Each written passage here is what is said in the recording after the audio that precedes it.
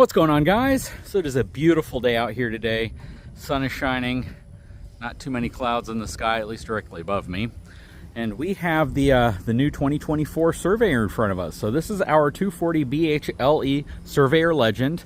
Very cool collaboration with the folks over at Forest River Surveyor. This thing is absolutely awesome, and we're loading it up because we want to take it out sooner rather than later. So I have things on order so we can stock it up and we can add more, but I've already kind of been going through that process.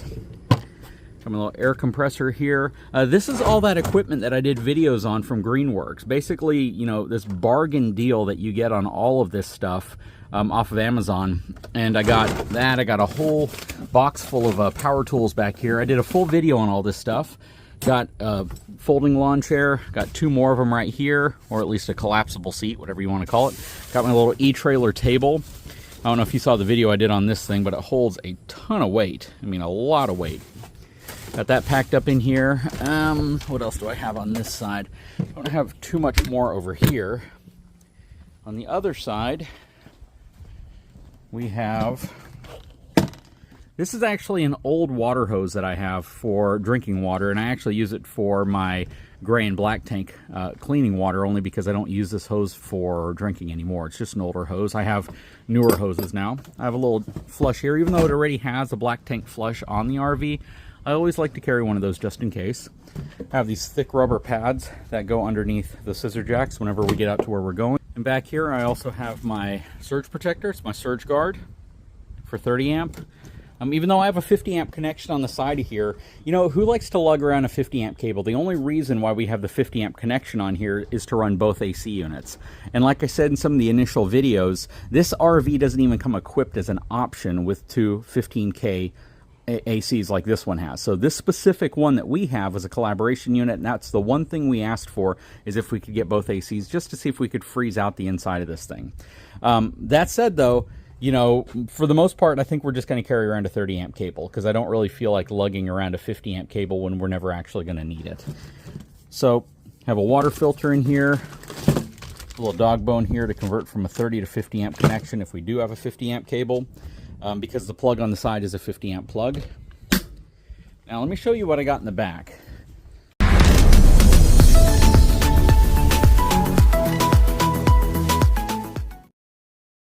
So, coming around here, I have my Blue Yeti in here. So this is the AC200 Max, as well as the expansion battery pack. Total over 4,000 watts or watt hours worth of capacity, which is really cool. Plus, this has a 30 amp connection directly on it. Now, I already tested this just to see if it would work with the ACs, and it doesn't, unfortunately.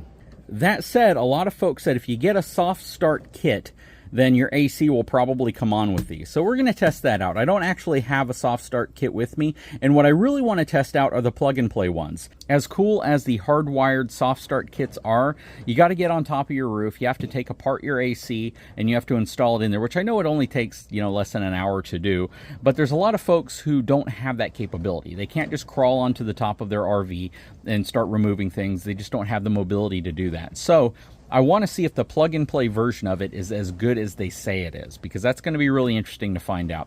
And basically what it's going to do is it's going to prevent such a surge on the power system. And that surge, whenever the compressor starts up on the AC unit, is what causes one of these or anything like this to go into overload protection. So the goal here is that we have a means to start and run the AC off of a portable battery pack. What's really nice about a system like this is it essentially alleviates the need for you to have a ton of batteries and a ton of solar inside of your RV, because you can buy the solar panels that you can set up outside of your RV in these little suitcase bags.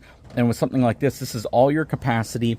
It's all your plugs, USB, 110, 12 volt, 30 amp. It's everything combined into one unit.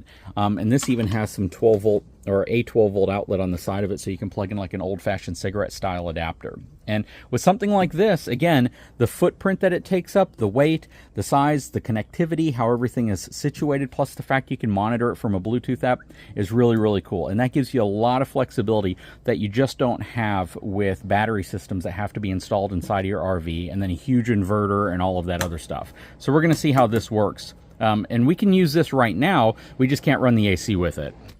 All right, coming to the side, we have our outside kitchen, and I love how they executed on this outside kitchen, mainly because it gives you your cooktop, which the cooktop is actually in the front storage over there. It gives you a spot for your sink right here, so you can put the basin inside of it, have a sprayer right here. There's the sprayer. I have an extra fire hydrant. I always stock up on fire hydrants, but that's where I store it whenever we're going to travel. And then on this side, you have a prep station, which is just amazing. I mean, this is really, really well thought out because it gives you all of this together in an outside kitchen that checks all the boxes. The only thing I don't have out here is a microwave. That's really it. And, you know, I probably could find a really, really small, compact microwave that I could set right here if I really wanted to, because there is 110 power out here. Very, very nice. And then you can see the propane connection right there. That connects to the side of this, which then connects to the propane connection down here. I believe it's going to be right under here, right there.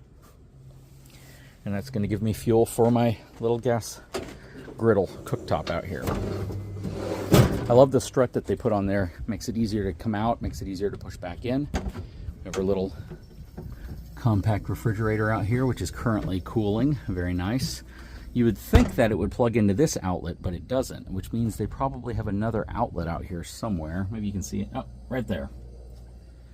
Very, very nice. And then I guess the thing that a lot of people are going to want to know is, what are we going to use for weight distribution? Now, let me show you what's going on with weight distribution, and maybe you guys can give me some of your feedback on what we should use. Okay, so here is one option for weight distribution. This is the WaySafe. This is their lighter weight setup. So this is their lighter trailer setup. This one has a capacity of 8,500 pounds, maximum tongue weight of 850 pounds, which is ideal for the Surveyor, because the Surveyor, even at full gross vehicle weight, is going to be about 7,500 pounds. So this is perfect, and I think this is what they specifically made this setup for, is that size of trailer. But let me show you what else that I have. Okay, so here are some of my other options. And the weight distribution side of the house is really only applicable to my Denali, the half-ton truck. My F450 absolutely does not require any type of weight distribution, so I'm going to be perfectly fine just towing it straight on the ball. But I have a Reese setup right here. I have a traditional friction piece right here to mitigate sway, but I won't ever need that because the L brackets and everything right here are actually going to be used for that. And then over here I have the B&W Continuum. Now, a lot of folks are like, well, obviously use the B&W Continuum, and I agree. That's probably going to be the one that we test out first.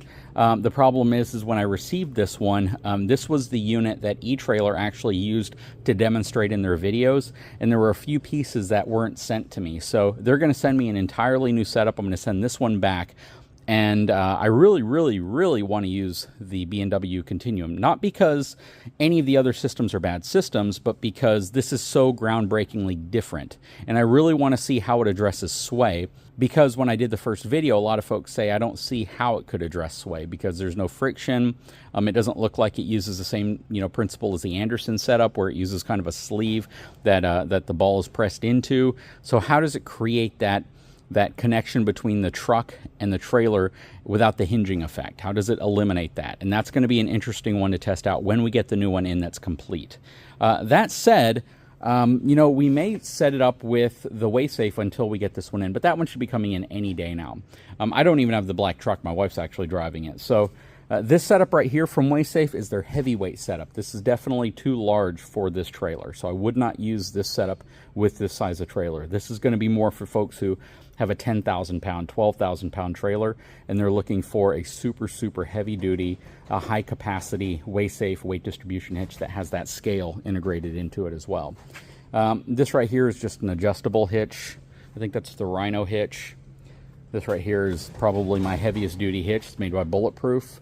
And yeah, my weight distribution, I have the B&W, I have the Reese, and then I have the WaySafe. So I really have the choice of any of those three if I want to test it. What do you guys want to see? Whenever you look at some of these weight distribution setups, some of them, range in price from $600. Some of them go up to almost $1,000 or more. And it really just depends on what you're looking for, ease of usage every time you want to hitch up to it. But I think ultimately we'll probably start with the Continuum, and then we'll move to some of the other hitches over time. So that's it. We are getting this thing ready to go. We're still in the process of stocking up the interior. Let me walk into it real quick so you guys can see what's going on in here. I have some new things that are coming in, ordered on Amazon. eTrailer also is going to be sending me some of their cool kind of camping accessories for RVs. But once we get this thing stocked up, it's going to look a lot more homey. It's going to look a lot more prepared for this. You know, I can probably go ahead and turn the refrigerator on because I did something that I didn't show you outside yet, which I should probably show you. So, a feature seeing for the first time is an off-grid mode. That's kind of cool. I don't exactly know how that impacts the usage or the draw off of the system, but that's going to be really interesting to find out. Here in the bathroom, I removed the shower sprayer that was in here and I replaced it with an extra one that I had. This does have an off feature on it as well, and it runs really, really well. I mean, you get a lot of water pressure out of it. They got the water turned off right now, but yeah, that thing works really, really well. We've been flushing out all of the winterization chemicals that they put in the system, so that took a little while, but we got all that done, and that's something you absolutely need to do whenever you buy a new RV, because it's very likely they put RV antifreeze inside of the system for storage and for winterization. But yeah, this is the setup. Super, super excited to take it out on its maiden voyage.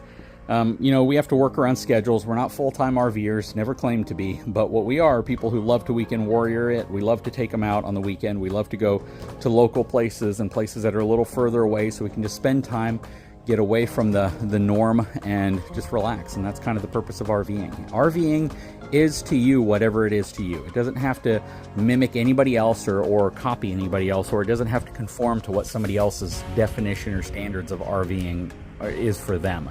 So just always keep that in mind. A lot of people RV and they never leave, they never leave their county, and that's entirely up to you.